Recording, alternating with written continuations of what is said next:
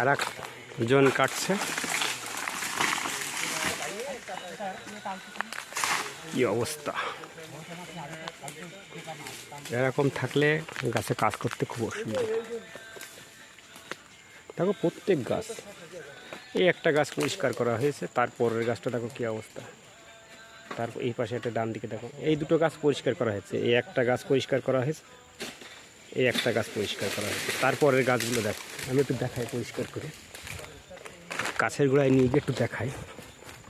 দেখো লাইনের অবস্থা।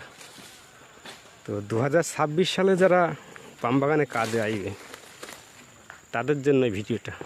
এরকম গাছ পড়তেও পারে, এর থেকে ছোটো পড়তে পারে, এর থেকে বড়ও পড়তে পারে। তা তোমাদেরকে এইখানেই কাজ করতে হবে। তুমি বলবে যে আমি এই কাজ করব না, ওই কাজ করব না, তা কখনো চলবে না, ঠিক আছে? তো দেখো আমরা কিন্তু এইভাবেই কাজ করি, এখানে এই জঙ্গলে এরকমই কাজ করি।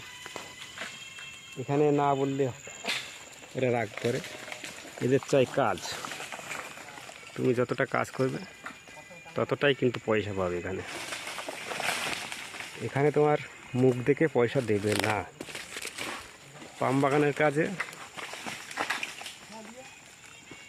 মুখ দেখে পয়সা হয় না, বুঝলে তো? আসো, ভেবে চিন্তে আসো, দেখে শুনে আসো, সব কিছু জেনে শুনে বুঝে তারপরে আসো। দেখো এই পাইপ পড়ে গেছে, পাইপ তুলতে এখন 2 জন লাগবে। পাইপটা অনেক মোটা পাইপ, এটা পাতলা হয়। আর আমাদের উল্টো হয়ে গেছে, আমাদের বাড়ানোর দরকার ছিল ভিতরের পাইপ, আমরা 2টো পাইপই বাড়িয়ে নিয়েছি। আমাদের বস কথাই শোনে না, ওটা যেটা বোঝে সেটাই করে। আমরা বললাম যে এই ছোটো পাইপে, এই যে ছোটো পাইপ আছে, এই পাইপে ভিতরে বড় পাইপ লাগিয়ে নেবো, একটা আস্ত পাইপ। তো ও বললো না, ওইভাবে হবে না, তোরা ওই পাইপই লাগা। তো এই উপরের পাইপ তো ওজন বেশি হয় না,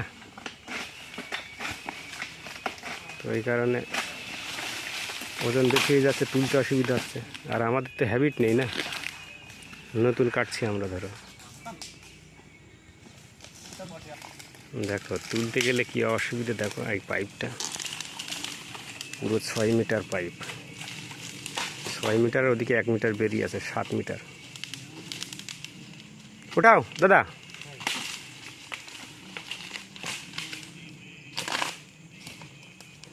নিচে যাওয়া মুশকিল হয়ে যাচ্ছে, দেখো পাইপ